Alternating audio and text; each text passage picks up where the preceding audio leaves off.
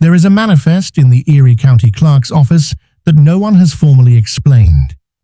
It is dated March 1871. It lists 34 children by first name only, ages ranging from 3 to 11. Departing New York City on the 9th of that month aboard a westbound train organized by the Children's Aid Society.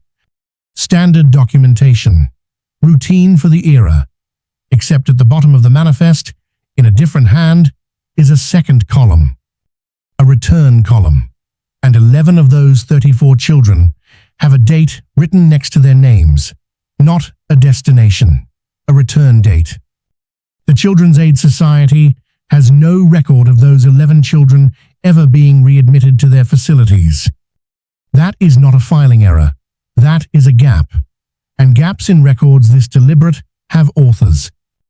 Between 1854 and 1929, an organization called the Children's Aid Society transported an estimated 250,000 children westward across the United States. The official history calls it one of the great humanitarian movements of the 19th century.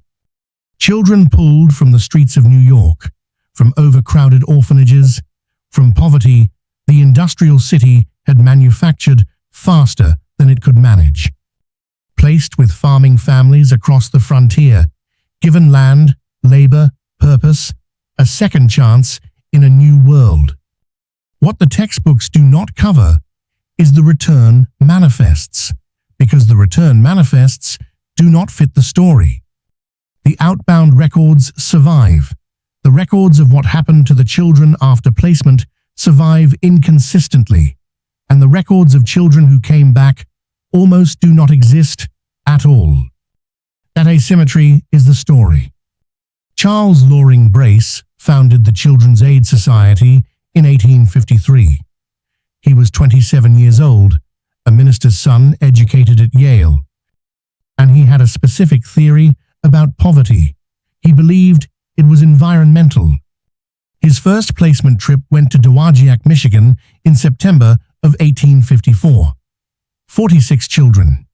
The local newspaper covered the arrival. Farmers came into town to look them over. Children were selected from a platform. Those not selected were returned to New York. That detail appears in the newspaper account. It does not appear in the Children's Aid Society's own records of the trip. By the 1870s, the society was running multiple trains per month. Receiving agents were established in Missouri, Kansas, Indiana, Ohio, Nebraska, Iowa, Texas. The receiving agents were the critical link. They organized the placements, matched children to families, and were responsible for follow-up visits. What they do not show, in any systematic way, is what happened when a placement failed. Letters from receiving agents describe children removed from abusive households, children who ran away, children who became sick and could not work, children who were returned to the agent because the family had moved, or the husband had died, or the farm had foreclosed. What happened to those children next is where the record goes quiet.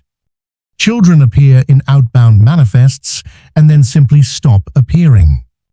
Where did the children actually come from? The Society's intake records describe most children as either voluntary surrenders or as foundlings, children found abandoned with no traceable family.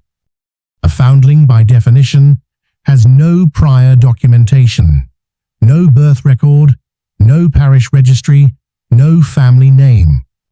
If you wanted to move a population of children whose origin you did not want traced, the foundling classification is precisely the mechanism you would use. In 1882, a state assembly committee in New York opened an inquiry into the Children's Aid Society's placement practices. Multiple witnesses described children being transported not back to New York, but to secondary locations, a receiving house in St. Louis, a facility in Cincinnati, an institutional address in Chicago. That section of the record, 3 days of witness examination, appears in the index of the inquiry, but the corresponding pages are not in the bound volume. were noted as missing in a 1974 inventory. No explanation for the absence has been recorded. 3 days of testimony, gone from a public record, in a bound volume that otherwise survived intact. Now look at the timing. 250,000 children moved westward, systematically, by train, with documentation that is complete going out and fragmentary coming back.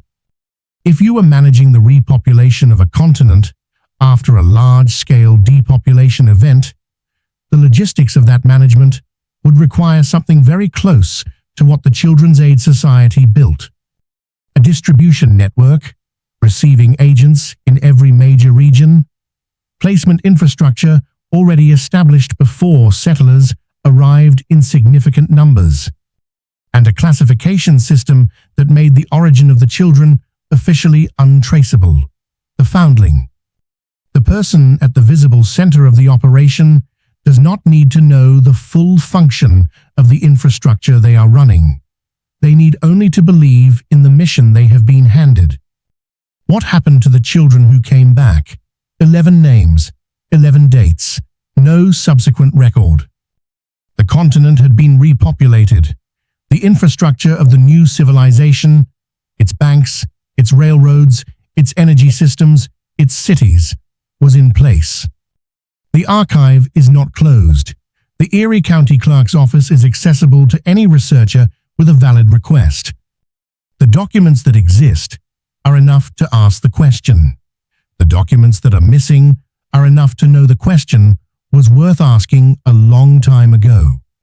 Somewhere in a secondary records office in a county that was frontier territory in 1871, there may be a receiving agent's log that accounts for 11 children.